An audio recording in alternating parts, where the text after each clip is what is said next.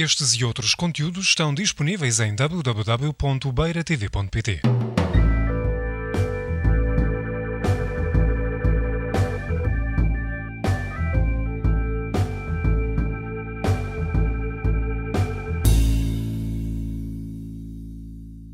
Recuerdo cuando comenzó esta idea de organizar algo aquí en torno a las letras, en que compartimos entre varios esa admiración por las letras que nos rodean, ese legado. Y personalmente en aquel momento yo dije, tengo que hacer algo, o tengo que pensar algo sobre este legado, sobre este patrimonio, porque de alguna forma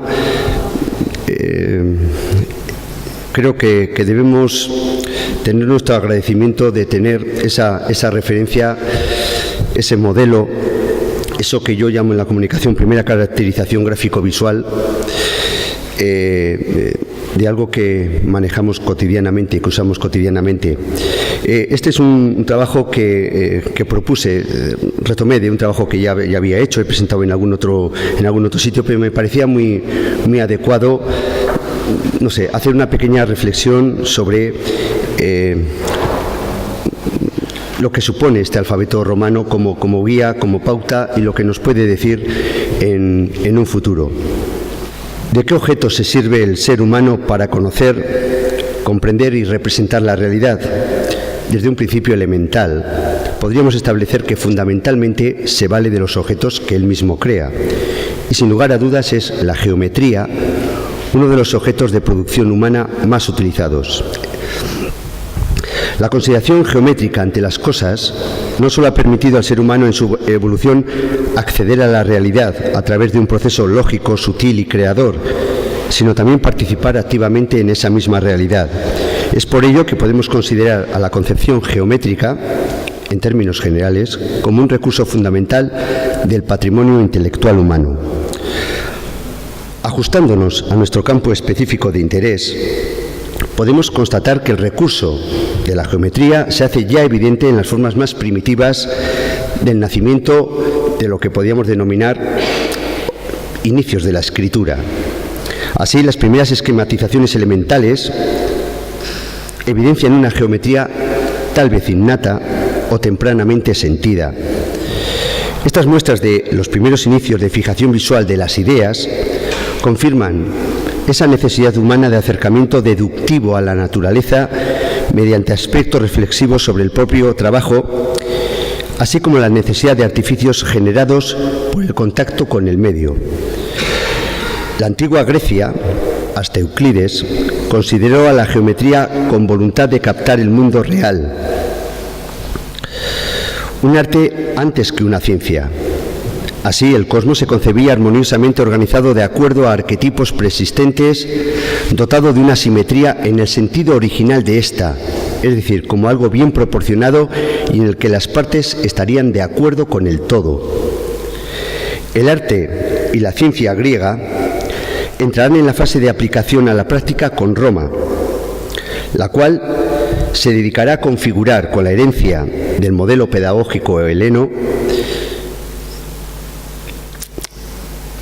Si bien hay que reconocer que los romanos conquistaron el mundo mediterráneo por medio de las armas, también es importante destacar que realizaron simultáneamente otro tipo de conquista, la conquista cultural. Los romanos, en su practicidad, tomaron todo lo que les interesó de cada pueblo ocupado, adaptándolo a la forma latina.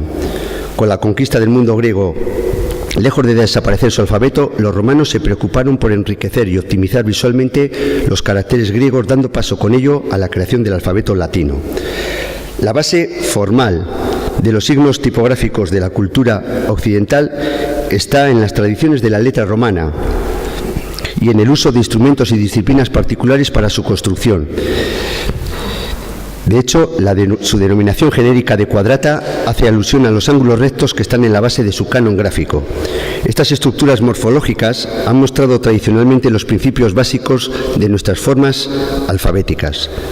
Todas las letras capitales romanas están unificadas por características similares, Se trazaban cuidadosamente utilizando los principios geométricos del cuadrado, unificando el módulo y el dibujo según medidas estrictas y también con la regularización de su pautado. Antes de tallarlas en piedra, mediante surco o incisión triangular, los romanos solían trazar las letras en un ángulo determinado de 20 a 30 grados utilizando un pincel cuadrado. La idea de interrumpir los fustes de las letras mediante refuerzos en forma de cuña, o remates, serifs, ha suscitado tradicionalmente cierta controversia sobre el origen de este elemento estructural. Los griegos ya aplicaban conscientemente esta estrategia en el siglo IV a.C. para preservar la uniformidad y regularidad de sus letras. Será a partir del siglo I a.C. cuando se asienta la presencia de los remates clásicos, bien por cuestiones de alineación horizontal para facilitar la lectura, bien como recurso para evitar que la piedra salte los ángulos de los trazos, o bien para solucionar el malestar que puede producir una línea inacabada. Sea cual fuera el objetivo de su aplicación en el tiempo, esos trazos terminales se integraron en las letras como formas canónicas que caracterizan específicamente la escritura romana. Como una unidad de escala en la construcción de las letras del alfabeto romano, la proporción se repite una y otra vez, de igual manera que el módulo en la arquitectura clásica griega, manteniendo en toda la superficie de la inscripción una excelente textura. A través de un profundo análisis de estas letras, podemos llegar a afirmar que los romanos, deudores de la sensibilidad griega, entendieron que en el proceso de dibujo de los diferentes signos debía atenderse a aquellas nociones ópticas básicas que, al igual que los griegos, ya habían aplicado fundamentalmente a la arquitectura. De igual forma que otras figuras bidimensionales percibidas por nuestra vista, las letras también están sujetas a leyes ópticas. Para el examen de sus cualidades visuales no son válidos instrumentos de medida, sino que éste debe realizarse desde la necesaria sensibilidad y experiencia visual. Es por ello que las formas tipográficas adaptables al ojo humano no pueden ser construidas geométricamente.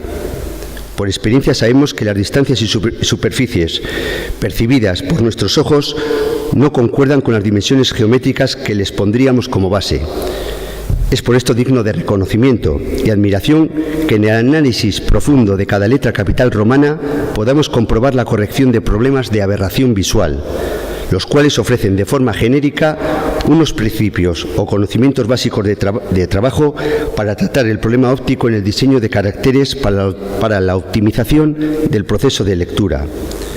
En un ejemplo particular de la construcción morfológica de las letras romanas, podemos observar cómo la corbata, el trazo medio de la E, se eleva por encima del punto medio de la altura de la letra con el fin de compensar un efecto óptico que se produce cuando comparamos dos espacios iguales situados verticalmente. Según este efecto, por comparación, un espacio superior se aprecia ópticamente más grande que ese mismo espacio en una disposición inferior. Esta corrección óptica, basada en la tendencia humana hacia la corrección constante de la realidad, corresponde a la búsqueda incesante del equilibrio con el entorno natural y visual que nos caracteriza. Como ejemplo del sistema de proporción de las letras romanas, existen análisis en profundidad de la inscripción trajana que ha deducido un sistema de proporciones basado en el cuadrado y el rectángulo áureo.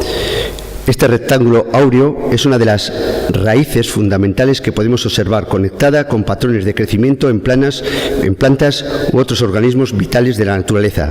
Sería un error plantear que se puede descubrir proporciones áureas en todos los aspectos de la naturaleza, pero sí se puede decir que siempre que sea precisa una intensificación de la función, la proporción áurea está presente. Estas consideraciones y correcciones ópticas naturales, entre otras, concretadas en las letras capitales romanas, han determinado la evolución del dibujo de los caracteres tipográficos hasta nuestros días. Será en el Renacimiento cuando se desarrollen métodos proyectivos por parte de artistas y matemáticos como recurso de solución a los problemas estructurales que causaba la representación de las formas visuales.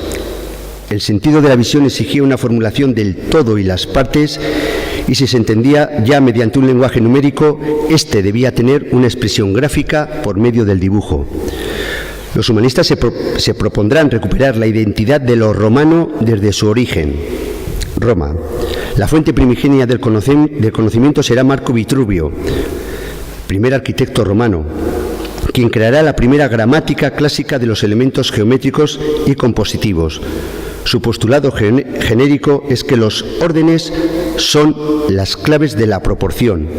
El orden viene de la aritmética y la composición de la geometría. Los artistas renacentistas cuentan con esos conocimientos y los aplicarán en la construcción de sus obras. Concebirán la geometría como una ley universal del conocimiento que debía determinar todo intento de orden estructural, siendo el dibujo un recurso del propio pensamiento, o dicho de otra manera, una matemática gráfica y complemento en el campo de la certeza, compartiendo los criterios de las verdades científicas. El afán constructivista del Renacimiento, que influyó decisivamente en los inicios del nuevo medio gráfico impresor, derivó en errores esenciales al interpretar superficialmente las propuestas formales de sus antecesores romanos. Nos estamos refiriendo a los primeros estudios italianos de la escritura, como Feliciano o Pacioli, quienes realizarán estudios sobre las proporciones armónicas de las letras. Aunque estas propuestas tienen una indudable calidad constructiva, dejaron en evidencia que las letras romanas no pueden reconstruirse geométricamente. Su entusiasmo por la regla y el compás como herramienta conformadoras de una geometría aséptica ha tenido unas consecuencias cuyo alcance llega hasta nuestra realidad tipográfica actual. En un Renacimiento ya maduro, se configurará una renovada expresión de la realidad visible que afectará a la tipografía, retomando a la naturaleza como origen de lo perfecto, llegando a comprender que las formas alfabéticas no están basadas en principios matemáticos, sino en la valoración óptica del constructor de letras. Así, por ejemplo, Alberto Durero, aun reduciendo el alfabeto romano básicamente a formas rígidas y geométricas, propondrá que no basta usar la regla, el compás o cualquier otro instrumento similar. Algunas líneas, según Durero, debían ser modeladas literalmente hasta dar con una proporción más exacta, y esta modulación, necesariamente a mano, era el quid de la cuestión. Esta consideración apunta a la comprensión verdadera del legado romano de prestar atención a la forma alfabética como forma percibida y no como forma física. La definición del modelo de mayúsculas epigráficas, inspiradas en la observación e imitación de los modelos epigráficos de la época clásica romana, constituyó el eslabón final de la renovatio promovida, defendida y llevada a cabo por el humanismo filológico italiano. Se producirá una transformación que se extenderá a lo largo del siglo XVI por toda Europa y a cuya difusión contribuiría decisivamente la imprenta. Así, en 1470, Nicholas Jenson grabará el primer tipo en estilo romano, inspirándose en las corrientes humanísticas vinculadas a la antigua Grecia y Roma. Lo que sí es importante reconocer en estos referentes romanos es el esqueleto arquetípico, reconocible y compartido por todos nosotros y que ha conformado, desde su salto de letra inscrita a la letra escrita, una enorme variedad de formas tipográficas con más o menos afortunadas variaciones formales, en la que esta estética de la letra adquiere aún hoy en día, con pleno vigor, un principio significativo de identidad clásica. En ocasiones se toma con demasiado valor el modelo Trajano, año 114, como modelo o arquetipo esencial. En realidad, modelo de letra romana hay muchos, e incluso podríamos considerar que bastante mejores que de la inscripción trajana. La justificación vendría por todo un sistema de enseñanza de tipografía tradicional en Inglaterra, cuyo modelo más cercano lo tenían de primera mano en el Albert Museum de Londres, y muchos estudios van a hacer unos análisis restringidos específicamente a este modelo trajano, que evidentemente es un modelo más, no es el modelo. Bueno, a modo de conclusión, podemos establecer que dentro de la evolución morfológica, La Roma clásica constituye sin duda alguna un punto de inflexión en el camino de la lectura y la escritura, porque fue en esta cultura donde se manifestaron diversos cambios trascendentales que habrían de tener una influencia definitiva hacia el futuro de la tipografía, un futuro que evidentemente no es ni debe ser de uniformidad estilística basada en un único modelo, bien establecido por idealizaciones intimistas, encorsetados análisis geométricos, determinismos tecnológicos o por una epistemología dogmática tradicional. Desde la necesidad de superar una consideración trivial del dibujo geométrico como simple y estricto andamiaje mecánico para el simulacro de letras, en el campo de la construcción tipográfica es imprescindible y urgente la formulación de preguntas sobre las relaciones que existen entre la realidad, la ilusión, el conocimiento, la intuición, la destreza o la tecnología. En definitiva, el análisis de las formas alfabéticas de las inscripciones romanas suponen una oportunidad extraordinaria como recurso de conocimiento en el campo de la percepción, aportándonos datos significativos para idear la manera de cómo, desde estas, se puede actuar en el terreno de la representación. Se trata de transformar lo que en un principio puede valorarse meramente como un fenómeno óptico en recursos y sistemas representacionales vitales hoy en día para el campo del diseño gráfico. Muchísimas gracias.